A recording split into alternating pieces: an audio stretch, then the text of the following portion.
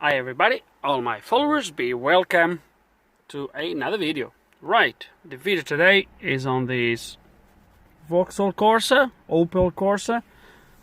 It's the Corsa D. I'm not sure which year this is. Yep, 2010 Corsa D, and this is the 1.2 petrol. Now, you guys remember the video I've done for the Alpha? Yeah, it's coming from the same guy, and it comes with the same thing. The engine on this has been swapped, and it will not surprise me if it was the same people swapping this engine. So let's go to see what happens. Now, why the car came to me? So the car came to me because, let me start this thing up. So the car came to me because after the engine swap, he was left with the engine light. Now, it gave me a little bit of a clue why the engine light is on, the code that is coming up.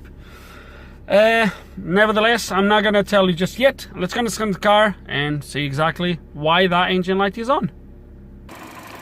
Okay, and while the Maxi Seas boots up, I just thought to come here and have a look at the engine. Running wise, it's running okay. Can't really, it's running quite smooth. Can't really fault the engine. Seems to be running okay. Some wires there a little bit, but not too bad. Okay, this is now in place.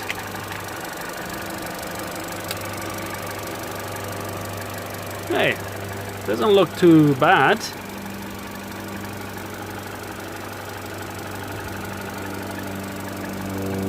Yep, doesn't look too bad. Right, let's gonna get the Maxi Seas connected and see what's going on. Oh, that's not in place. That's not in place. Oh dear me. Okay. Okay guys, problem found. Really quick, no? But why is the problem found? It's because the following. When I was told this engine was replaced, the first thing that comes to my head is, well, wait for it. Right, I've scanned the car, checked some live data. The fault is indeed what they told me the fault is, which is the only fault that is coming up for this car. And is an intermittent fault, which at the moment shows intermittent, but I think if it's triggered too many times by the ECU, it will trigger the engine light. I'm not sure what is the conditions to trigger the light, but anyway, the fault is there right now, showing intermittent. I've cleared all the codes from the car. There was loads of codes in there anyway. I don't know if anyone has been doing something to this, but you clear the codes, start the engine, and that code pretty much comes back straight away, even though it says intermittent.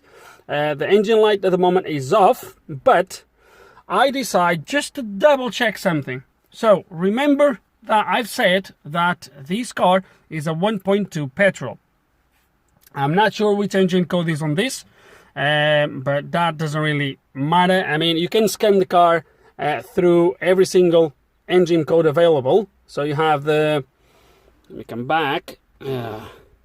So you have, unfortunately, the search engine is not working. It just doesn't detect the engine. But you have the Z12 XEP, you have the A12, you have the A12 XEL, A12 XER, and I think you have another A12 somewhere. Oh, that's it. No, that's it, sorry. So you have three different type of engines that could be fitted on this particular car. Now, what I wanted to look at is so with these guys, you can scan the ECU for codes on any one of these engine codes. Oh, damn it! What have I done? But I think I went for the A12 XER. That's one I've selected to scan the car. Hope he's alright, but well, at the moment the key is off. But I got interrupted. Right. But before I do anything of that, and thinking again about that, I just thought, let me check exactly what engine did they put on this car. And my initial thought was to make sure I would be selecting the correct engine here, because even though you can scan through every single one of them, live data can be not correct. The PIDs might be wrong in the wrong place, and it gives you the wrong data. Or even codes they can come up with. I've seen it, codes coming up with the wrong description, depending on the engine code you select. So I decided to go and check what engine is on here. And what I was expect to find was, so the engine code is stamped right there. You see that area there? So you have the oil filter housing here, so that's the oil filter in there. Then you have this sort of housing that goes all the way down, and then that flat surface in there, so that's the gearbox. That area there, that's where your engine code is going to be stamped. And what I was trying to find was a Z12 something or a A12 something. Instead, look what I found. Right, I had to take the phone from the stand because otherwise I couldn't get it through here. But let me see if I can show you this. Oh dear.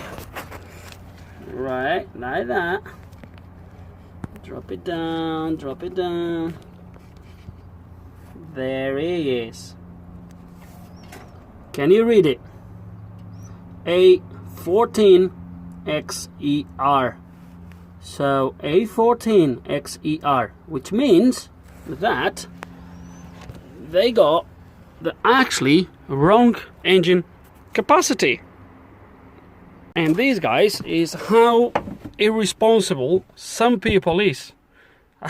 Guys, what can I say? So the car is a 1.2. The engine ECU is tuned for a 1.2. And what these guys do? They put a 1.4.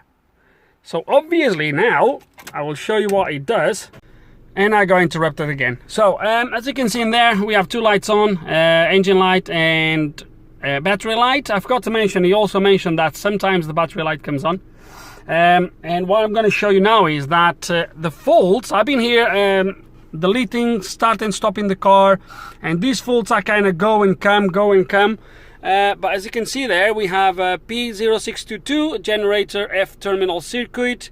I had a knock sensor, high voltage, that is not present anymore.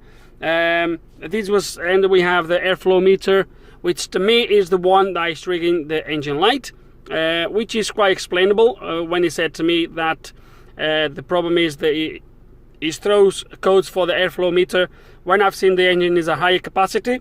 That's all explained. Obviously this engine is going to be drawing more air, more flow than the 1.2, and the ECU is going to probably see that and say, hold on a second, this is too much flow for this engine, because he thinks it's a 1.2, but it's actually a 1.4.